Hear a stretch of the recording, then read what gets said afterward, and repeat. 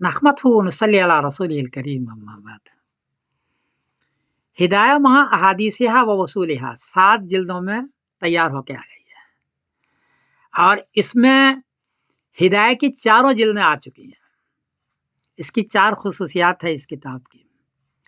پہلی خصوصیت تو یہ ہے کہ اس میں ہر مسئلے کے ہر مسئلے کے لیے 3 حدیث ہیں۔ حدیث بھی ہے، قول صحابی بھی ہے، قول تابعی بھی ہے، آیت بھی ہے۔ کہیں 2 بھی ہے، کہیں 4 بھی ہے، لیکن عموماً 3 حدیث لائی گئی ہے۔ پہلی خصوصیت یہ ہے، اور پورے حوالے کے ساتھ ہے۔ اور دوسری بات یہ ہے کہ اس میں یہ بیان کر دیا گیا ہے کہ یہ حدیث ہے، یہ قول صحابی ہے، یہ قول تابعی ہے، صاف کر دیا گیا ہے۔ دوسری خصوصیت یہ ہے کہ یہ کتاب صرف 9 کتابوں سے تیار کی گئی ہے۔ سیاہ ستہ کی 6 کتابیں، بخاری شریف، مسلم شریف، ابو داؤد شریف وغیرہ، اور اس کے جو استاد ہیں ان کے مصنف بن شیبہ اور مصنف الرزاق، جس سے بخاری شریف تیار کی گئی ہے اور پہلی کتاب ہے دنیا میں، تو وہاں سے مصنف بن شیبہ اور مصنف الرزاق سے قول صحابی اور قول تابعی لایا ہوں۔ تو 6 اور 2 8، اور قرآن پاک کی آیت 9، عموماً 9 کتاب کا ہی حوالہ ہے۔ کہیں کہیں دار قطنی لایا، کہیں کہیں مسند احمد لایا، لیکن عموماً اسی 9 کتاب کے حوالے سے کتاب تیار کی گئی ہے، اور ہر مسئلے کے لیے 3 حدیث ہے ماں حوالے کے۔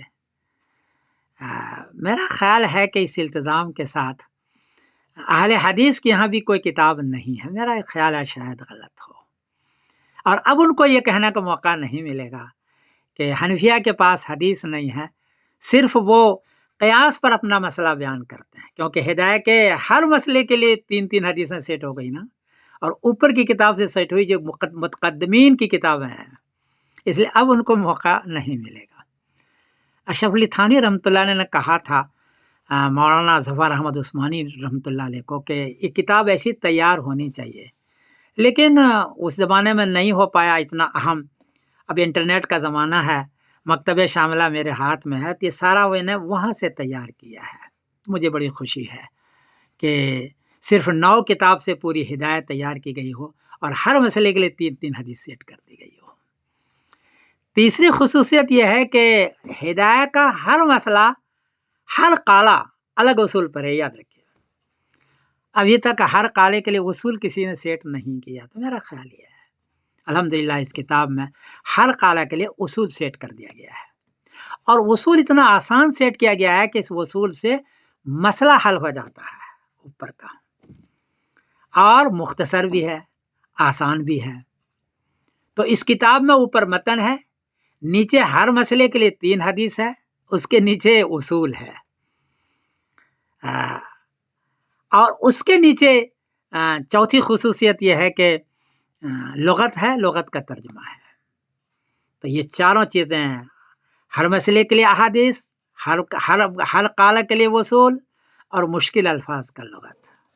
اہل علم سے میری گزارش ہے کہ اس کتاب کو اگر سامنے رکھ کر کے پڑھائیں تو مسئلہ بھی حل ہو جائے گا، ہر مسئلے کے یہ بھی پتہ چل جائے کہ اس کا اصول کیا ہے، اور ہر مسئلے کی یہ پتہ چل جائے کہ اس کے لیے حدیث کیا ہے، اور لغت کی پتہ چل جائے گا۔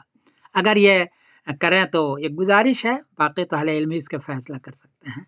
باقی اس میں کمی کوتاہی ہو تو معاف کرنا۔ مجھے آج بڑی خوشی ہے کہ مولانا اشرف علی تھانوی رحمۃ اللہ نے کہا تھا کہ حدیث سیٹ ہو، تو وہ انٹرنیٹ کا زمانہ نہیں تھا تو نہیں ہو پایا، لیکن اب یہ ہو گیا ہے میرے ہاتھ سے، تو مجھے بڑی خوشی ہے۔